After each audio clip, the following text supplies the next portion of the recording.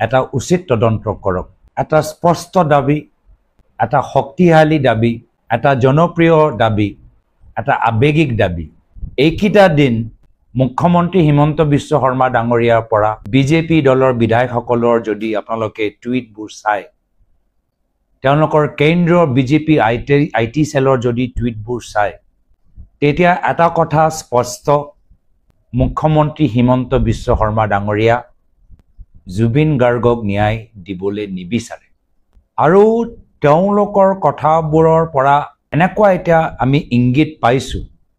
যে জুবিন গাৰ্গক ন্যায় দিয়াতকৈ শ্যামকানু মহন্তক কেনেকৈ ৰক্ষা কৰিব পাৰে হেয়া হল মুখ্যমন্ত্ৰী হিমন্ত বিশ্ব শৰ্মা ডাঙৰীয়াৰ মূল উদ্দেশ্য সমগ্ৰ অসমবাসী ৰাইজে শ্যামকানু মহন্ত আৰু সিদ্ধাৰ্থ শৰ্মা লগত থকা গোটেইবোৰ তথ্য জুবিন গাৰ্গৰ মৃত্যু লৈ জানিবলৈ বিচাৰে আৰু মুখ্যমন্ত্ৰী দ্বাৰা গঠিত আইটি সেল এসআইটি সেল কেতিয়াবা একে লাগে যেহেতু দুইটাই কথা ওলাইছে চৰিত্ৰৰ ওপৰত নৈতিকতাৰ ওপৰত পুনৰবাৰ কৈছো যে অসমৰ জনসাধাৰণে মুখ্যমন্ত্ৰীৰ পৰা নৈতিকতা প্ৰমাণ নিবিচাৰে নৈতিকতাৰ সাৰ্টিফিকেট তেখেতৰ মুখেদি শুনিবলৈ নিবিচাৰে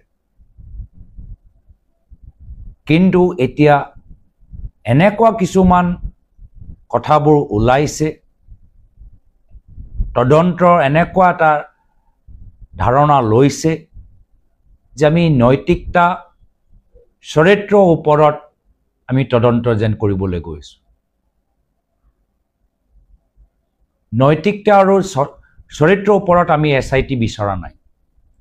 নৈতিকতা আৰু চৰিত্ৰৰ ওপৰত আমি তদন্ত বিচৰা নাই আমি বিচাৰিছো জুবিন গাৰ্গৰ মৃত্যু কেনেকৈ হ'ল আজি তাৰিখত এসআইটি সিংগাপুৰত গৈ অসমীয়া মানুহখিনিক প্ৰশ্ন কৰিবলৈ পদক্ষেপ লোৱা নাই যি হোটেলত জুবিন গাৰ্গ আছিল য'ত উনামতে তেওঁৰ ৰাতি নিজৰ হোটেলৰ লগত বাহিৰত আছিল যি সেই ইয়টৰ লৈ যি স্থানত গ'ল এইখিনি ওপৰত এসআইটিৰ ফলৰ পৰা কোনো পদক্ষেপ নাই আৰু সেই কাৰণে একিটা দিন আমি দেখিছো যে মুখ্যমন্ত্ৰী শ্যামকানু মহন্তৰ কথা ক'বলৈ বাদে দিলে অন্য প্ৰসংগ ফালে টানিবলৈ বিচাৰিছে তাৰ মানে স্পষ্ট যে তেওঁ শ্যামকানু মহন্তক ক্লিন চিট দিবলৈ বিচাৰে তেওঁ বিচাৰে যে হেখত গৈ শ্যামকানু মহন্ত ওলাই আহি পূৰ্বে দৰে কেন্দ্ৰৰ চৰকাৰৰ পৰা আৰ্থিক অনুদান লৈ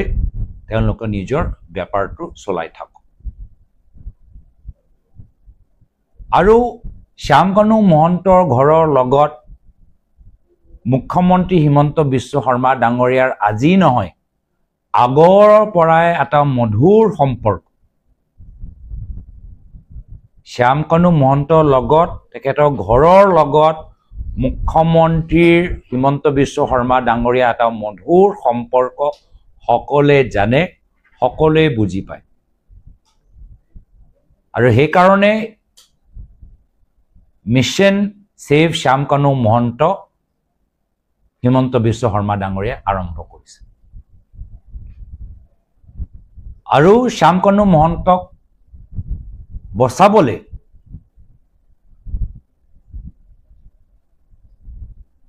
আজি তাৰিখৰ যিখিনি কথা তেওঁ ক'বলৈ আৰম্ভ কৰিছে অসমৰ মুখ্যমন্ত্ৰী চকী ওপৰত বহি থকা এজন ব্যক্তিৰ পৰা ওলাব নালাগে অসমৰ মানুহৰ সমৰ্থন পোৱা পিছত মুখ্যমন্ত্ৰী চকীৰ ওপৰত বহি থকা ব্যক্তিৰ গাম্ভীৰ্য থাকিব লাগে, কথাৰ মৰ্যাদা থাকিব লাগে, কিন্তু সেইখিনি মুখ্যমন্ত্ৰীজনে হেৰাই পেলাইছে। হিমন্ত বিশ্ব শৰ্মা ডাঙৰীয়া হেৰাই পেলাইছে। আৰু যাৰ ফলত আজি তেওঁ শ্যামকানু মহন্তক বচাবলৈ যাওঁতে সকলোকে, অসমৰ শিল্পী সমাজ, অসমৰ যুৱক সমাজ, আজি তেওঁলোক কষ্ট দিছে। ৰাইজৰ ওচৰত গ'লে ৰাইজে জানিবলৈ বিচাৰে যে জুবিন গাৰ্গ তেওঁ ৰাতি দৰৱ লৈছিলে নাই লোৱা, জুবিন গাৰ্গ ছিংগাপুৰ যাবলৈ বিচাৰিছিলে নে বাধ্য কৰা হ'ল, জুবিন গাৰ্গক লাইফ জেকেট পিন্ধিবলৈ কিয় বাধ্য কৰোৱা নহ'ল, জুবিন গাৰ্গক লগত কিয় গৰিমা বা তেখেতৰ লগত নাছিল, ছিংগাপুৰ কিয় যাব নোৱাৰিলে, এইখিনিহে কথা আমি জানিবলৈ বিচাৰোঁ। তো সেইকাৰণে ক'ৰবাত মুখ্যমন্ত্ৰীৰ হতাশ হৈছে বিটিআৰ নিৰ্বাচনৰ পিছত, নিজৰ চকী লৈ ভয় কৰিছে, কিন্তু আজি এটা আৱেগিক মুহূৰ্তত ৰাইজ য'ত ভাঙি পৰিছে, এতিয়াও বিশ্বাস কৰিবলৈ টান যে অহা বছৰ বিহু মঞ্চত জুবিন দা নাথাকিব। এই সময়ত তেওঁলোকৰ পৰা ৰাইজে যি আশা কৰে, আমি যি আশা কৰোঁ, তেওঁ আশা মৰ্মে কাম কৰা নাই। মই আজিও অপেক্ষা কৰোঁ যে তেওঁ কম সময়ৰ ভিতৰত সীমা বান্ধি জুবিন গাৰ্গৰ মৃত্যু চৰিত্ৰ লৈ নহয়, নৈতিকতা লৈ নহয়, নৈতিকতা আৰু চৰিত্ৰৰ ওপৰত ৰাইজে নিজৰ মতামত দিব। চৰকাৰৰ পৰা আৰু বিশেষকৈ এইখন চৰকাৰৰ পৰা নৈতিকতা আৰু চৰিত্ৰৰ চাৰ্টিফিকেট নালাগে, এইটো ৰাইজৰ ওপৰত এৰি দিওঁ। মৃত্যু সম্পৰ্কত যি তদন্ত কৰিব লাগে, যিখিনি তথ্য ফাদিল হ'ব লাগে, সেইখিনি তেওঁলোকে কৰক। আজিও মই অনুৰোধ জনাইছোঁ। ভাল লাগিছে যে তেওঁলোকৰ কেন্দ্ৰৰ IT চেল, তেওঁলোকেতো ৰাজনীতি কৰিবলৈ আৰম্ভ কৰি দিলে। তেওঁলোকৰে কেন্দ্ৰৰ IT চেল দুৰ্গা পূজা মণ্ডপৰ বাহিৰে জুবিন গাৰ্গৰ ফটো দেখাই এটা ৰাজনৈতিক মন্তব্য দিলে। তেতিয়া কমেণ্টৰ ভিতৰত যদি পঢ়ে, জুবিন গাৰ্গ অনুৰাগীসকলে কৈছে যে হয় আমি বিজেপি দলৰ সদস্য, কিন্তু লগে লগে আমি জুবিন গাৰ্গৰো অনুৰাগী, আৰু আপুনি যিদৰে কথাবোৰ কৈছে সেই কথা জুবিন গাৰ্গৰ লগত কোনো সম্পৰ্ক নাই, এই কথাখিনি আপুনি বহিষ্কাৰ কৰক, আমি সমৰ্থন নকৰোঁ। বহুত এনেকুৱা জুবিন গাৰ্গৰ অনুৰাগীসকল আছে যি বিজেপি দলৰ সমৰ্থক, আৰু তেওঁলোকে নিজৰ দলৰ কেন্দ্ৰৰ IT চেলৰ মানুহবোৰক আজি বিৰোধিতা কৰিছে। দলতকৈ ওপৰত জুবিন গাৰ্গৰ সেই আত্মাৰ প্ৰতি, তেখেতৰ আদৰ্শৰ প্ৰতি যি সন্মান জনাইছে, মই তেওঁলোকৰো শলাগ লৈছোঁ। বিজেপি দলৰ ভিতৰত থকা জুবিন গাৰ্গ অনুৰাগীসকল যি নিজে নিজৰ দলকে হাক দিছে ৰাজনীতি কৰিবলৈ।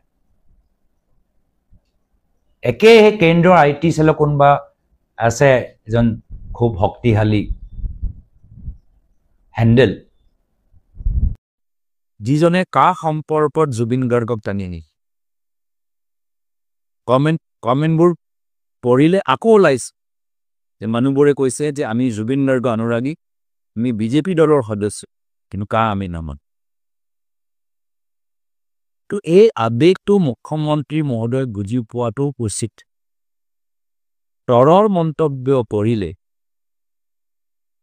তদন্ত একদম শান্তনু মহন্তক বচাবলৈ সেই লাইনত লৈ যাবলৈ অনুৰাগীসকলৰ ওপৰত সমৰ্থকসকলৰ ওপৰত পুলিচ প্ৰশাসনৰ শক্তি দেখাই তেওঁলোকক নিমাত কৰিবলৈ জুবিন গাৰ্গৰ আশে-পাশে মানুহবোৰক হেঁচা দিবলৈ যাওঁতে তেওঁ আহা বিধানসভা নিৰ্বাচনৰ পূৰ্বে নিজৰ চকী ত্যাগ কৰিবলৈ বাধ্য। আমি বিচাৰো তেওঁ বিধানসভালৈকে মুখ্যমন্ত্ৰী হৈ থাকক, ৰাইজে সুবিধা পাওক, তেখেতৰ বিৰুদ্ধে ভোট দি তেওঁলোকৰ অহংকাৰ ভাঙিব। কিন্তু এই ধৰণৰ যদি তেওঁ কামবোৰ কৰি থাকে তেতিয়া ৰাইজৰ পৰা সেই সুবিধাটো পুচি যাব। তেওঁৰ দলৰ নেতৃত্ব তেখেতক বিধানসভা নিৰ্বাচনৰ পূৰ্বে ফলাই দিব।